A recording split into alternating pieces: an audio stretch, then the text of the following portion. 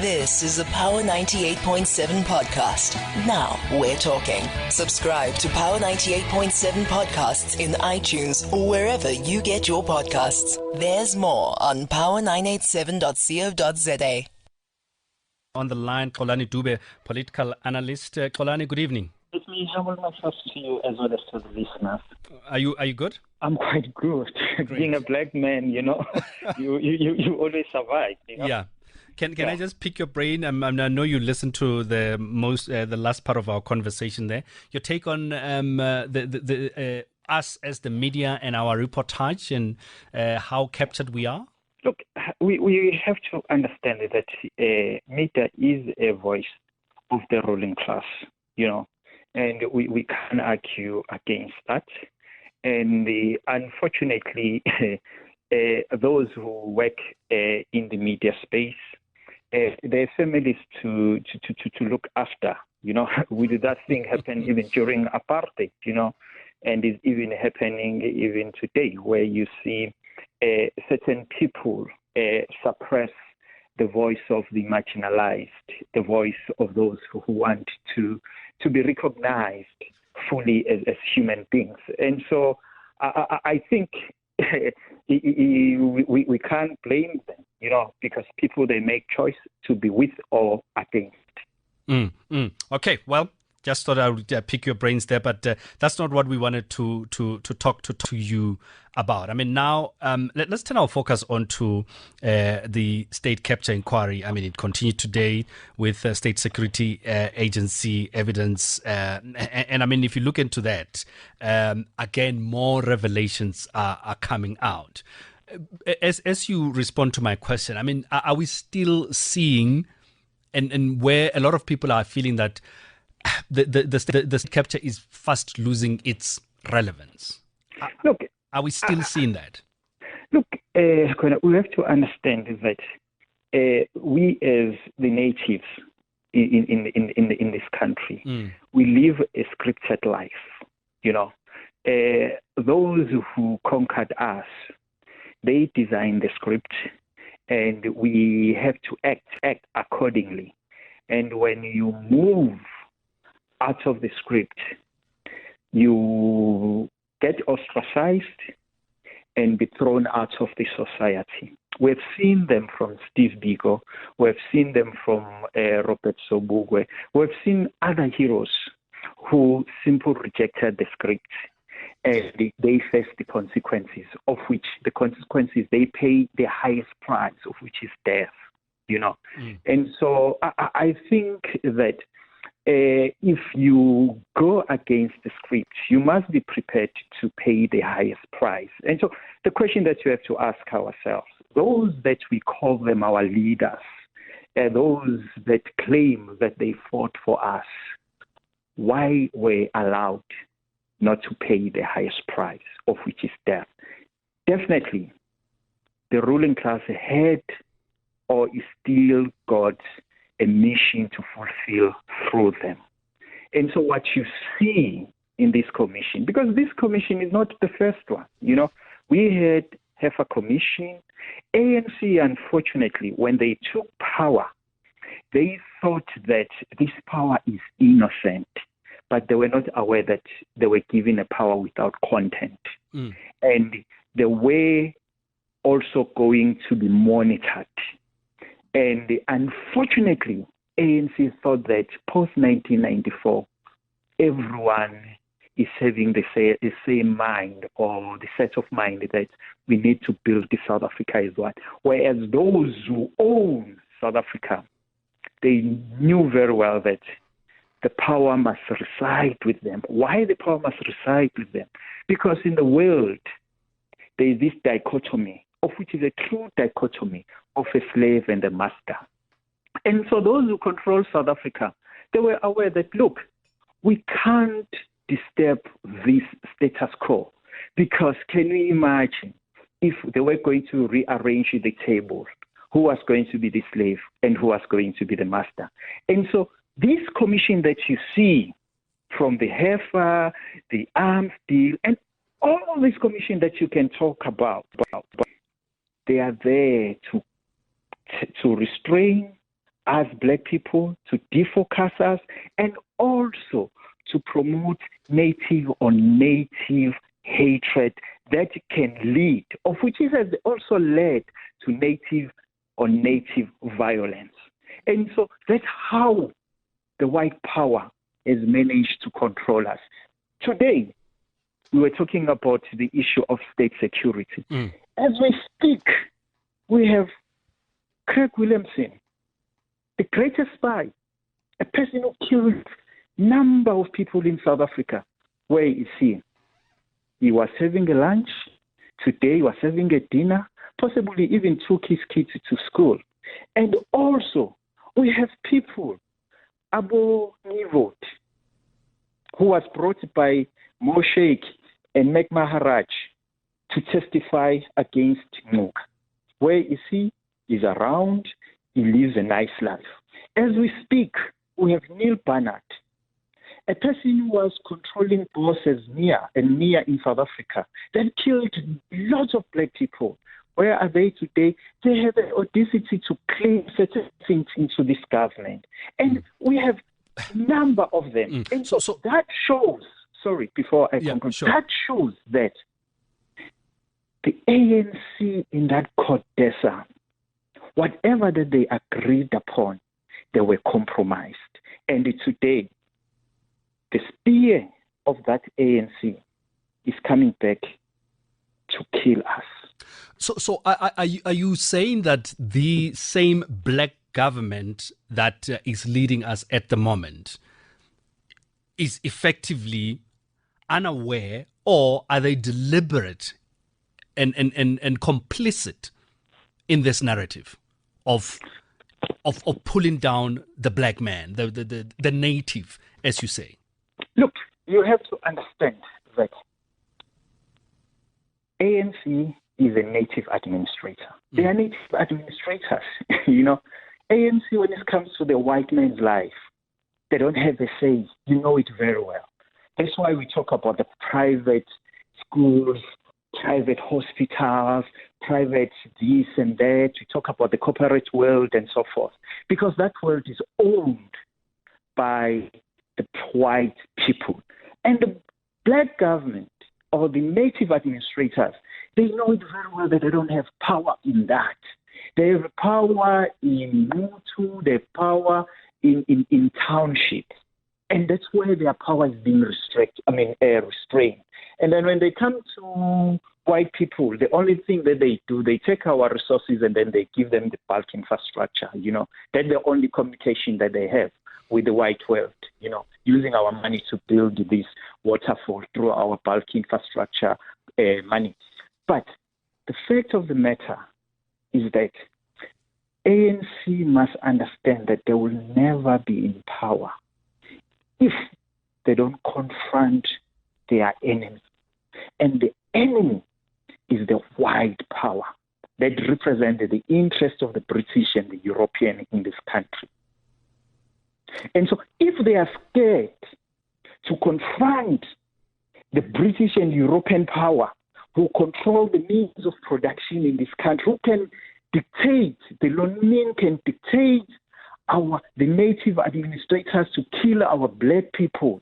And when we go to the Marikana Commission, you don't see even a white face there, but you see only the black people. It shows how useful idiots we are.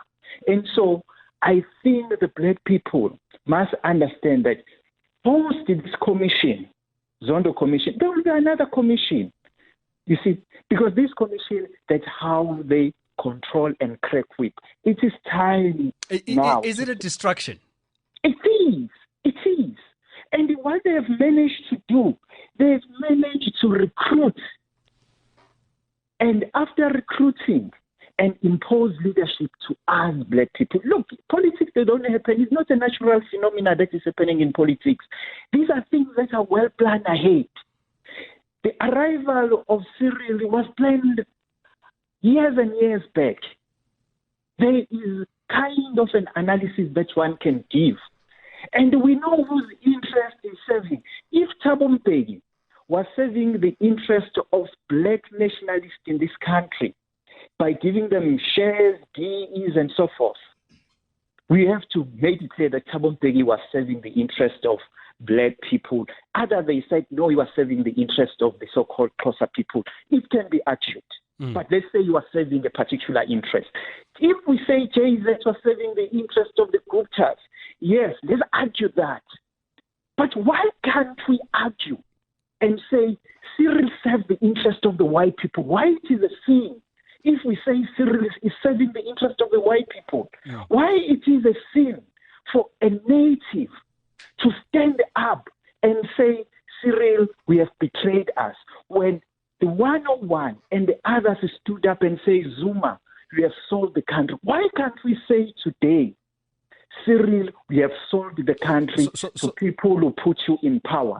We said it to Thabo as we said it to Zuma. Does it take us back to the conversation we were having earlier, and my question that then the narrative changes in this instance because of those who are captured want to spread a certain gospel? Look, what you said, it was the media that destroyed Thabo Mbeki through the HIV and AIDS. And it was the media again that destroyed Jacob Zuma through allegations. But for now, it is the media that still protects Cyril. Why are they protecting Cyril? Because they want Cyril to fulfill their mission, not his mission, not the black people mission, not the native mission, but their mission. There will be a time when they will dispose Cyril and go out and recruit another native to serve their interest. That's why I'm saying, put aside this commission. The native must have a conversation that says, look, we've been played for far too long, and now we understand the metrics in this country. So are you saying this is a time where we need to literally then take back the power? But the question is, how do we do it, Xolani? It's very easy. It's very easy, Kwena. Because those who have power are the ones that are in control. No, Kwena. The black people in this country, they have power. But they have been told that they don't have power. We have power. You know, the first power that we can do as the black people is to disturb the minerals energy complex by doing what they've done to Jacob Zuma, by doing what they've done to Cyril. They must. They funded organization to remove Jacob Zuma because the Jacob Zuma and Thabo were not serving their interests. Why the natives don't stand up and fight an agenda to remove Cyril? Because clearly we can see that he is not serving the interest of the natives. Power is about contestation. Then if you don't contest power, and if you are not bold and speak truth, trust me, the next generation will suffer because of our cowardness. Okay. We are in a conversation with Xolani Dube, who's a political analyst. Let's squeeze in a few of your calls in the interest of time. 0861 987 000. Sifudi in Randfontein. Good evening. Good evening, and Mr. Dube. How much time do you have, Gwen? Go for it, Sifudi. No, but you don't have time. No, but I will give you enough time to state your point. Yeah. You know, Mr. Dube, I'm sorry, I listened to him, but he cannot say who removed Thabo Mbeki. Thabo Mbeki was removed in Polokwane. And these people are birds of the same feather. My problem is that he wants to divorce Cyril from Mbeki, Zuma, and Ramaphosa. He wants to divorce these people. These people are the same. We are in the center. We are not going forward. These are the same people. Mbeki was there for 2 terms. Blacks have not gone anywhere. The arms deal was there. Right now, people came from foreign land and steal our resources. It's not emphasizing this point. It's only focusing on Cyril. And I hold no brief for Cyril. It should be understood. But he cannot say Cyril alone. These people, all of them, the ANC as it is, the ANC have been taken from long time ago. But now for him to exclude and try to denote and give these other people points that this one was removed. Is these people fighting, wanting to eat amongst themselves? And we are on the sidelines, we blacks. And really, he's not capturing, he's not giving us a proper diagnosis. And as a result, we'll have a wrong prognosis about what is happening in this country. Thabo Mbeki did what he did, and it was wrong. Zuma did what he did, and that was wrong. And Cyril is doing the same thing. They are walking in the same vein. And this country, where are we? Where are we, Mr. Dube? Now, for you to say that and try to add a certain percentage on these people, really, you are not taking forward, and really, it's disappointing. Sifuri, Good evening to you. That's fine. Xolani, good evening to quick you. Response? Look, I think let me put it clear here. When we talk about Cyril, when we talk about Thabo Mbeki and Zuma, these are the symbols of an organization. And when we say we need to remove them, it means that we have to remove what represent this organization at a particular epoch. That's why I'm saying currently, it's a person who is there, the person who is the president, who is the face of power in this country, is not any other person except who? Cyril Ramaphosa. Any country, when it tries, it goes straight and say we don't want this particular president. Let me give an example. In Britain, there was a Brexit issue. The British said, this is what we want. Cameron Brown failed. They removed him. And they moved, because you give people agenda. Look, a person who came to us and who told us to say, the agenda that I sold it to you, the manifesto, I am going to implement it. He is the head. And so when he is failing to implement that agenda, we have all the right to say, Baba, you communicated with us. You were doing door to door. You told us in January 8 that this is what you will do for us. And so it's the same thing. Theresa May, they removed Theresa May. And so there is nothing wrong for a nation to sit down and have a conversation and say, is this head still relevant for our agenda or not? They've done it with JZ. But they protected the deputy president. And so what I'm trying to say, Kwena, is that let the native confront the reality. If they are not going to do that, trust me, Kwena, we are still going to elect someone who is going to betray us again. So to the same point that they are almost all the same until... That's what I'm saying, until us. Okay. Decide. Allow me, Xolani, we literally are running out of time. I need to squeeze in these 2 calls and then we're going to wrap. Sbu, please be as brief as possible. Go for it. Yeah, thanks, Kona. Thanks for Inside Sector. I'm watching it now. I didn't know about the channel with the Ubaba Kokomashi, Oprumashik. For me, I think I agree like what the EFF said last time, Guti. They're going to take this Zondo Commission for review, and this Zondo guy should be reported to the Judicial Service Commission. Now, if you check the script, what is happening there, take the issue of SA, for example, like this guy, Coleman Andrews. That guy was never called to come and account for the issues that happened in SAA. And on top of that, he was given 200 billion. We've got the current COO of ESCOM, who's involved in terms of inflating prices, Skule, and this power station, generating station. We are still battling with load shedding, but it's not being called there. Then we've got PLF, and you guys, Power FM, I started to hear you talking about this last year. It was before COVID. Today, I heard that they wanted to go to Zondo Commission. They have a documental evidence to come and present about the 4.3-something billion that is involved with corruption that Pravin Koran.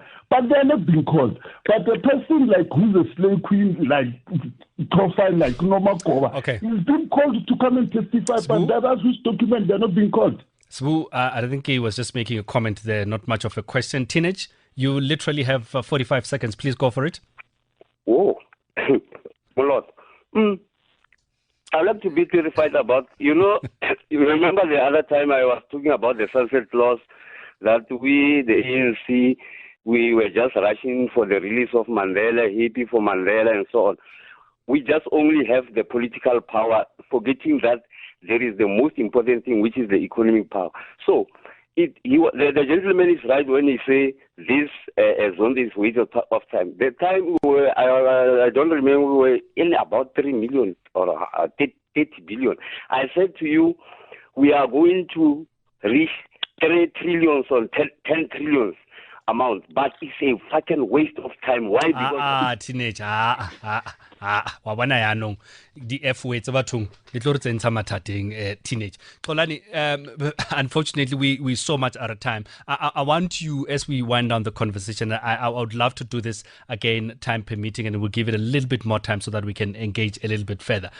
You were talking about, and that's what I want you to close on, the issue of how do we change the narrative? How do we change the status quo and take power back into our hands? Look, when Kosef and the others went to Orlando Hall and the new dawn was unveiled, that's where the political power was lost in that Orlando Hall. Because the rulers of this country, they descended into a township and they sat there and they said, this is what is going to happen in this country moving forward. And so, look, we have to understand that the people who are in charge of this country, they are so arrogant and brutal. They don't care about us as natives, And so the question that I've always asked myself, why are we so apologetic? Why are we so civil when we deal with the issues that affect us direct as natives? Because then they are so brutal, they are so forthright, they don't care about us and our feelings. And so how do we take this power back? As I've said, they saw that JZ was not representing their interest. They removed him. And there was hashtag JZ must fall. And then they went to parliament, vote of no confidence to JZ because JZ was not representing their interest. Let the natives find a person, or let the natives stand up and say, this is our manifesto and this is what we want as native. And from henceforth, we are not going to compromise. If this country must go to ashes, let it be, because black people, as we speak, trust me, they live 6 feet underground. They are so poor. They can't even afford a food basket. The inequality in this country is so shocking. And the unemployment is unspeakable. The education in the system is worrisome. All those pointers, the people who are targeted to be subhuman, to keep on saving the status quo of being slaves. Okay, Xolani, I'm gonna have to thank you. We're gonna have to leave it there, but thank you so much for making time today. I appreciate your time and your insight. Xolani Dube, political analyst. You've been listening to a Power 98.7 podcast. For more podcasts, visit power987.co.za or subscribe wherever you get your podcasts.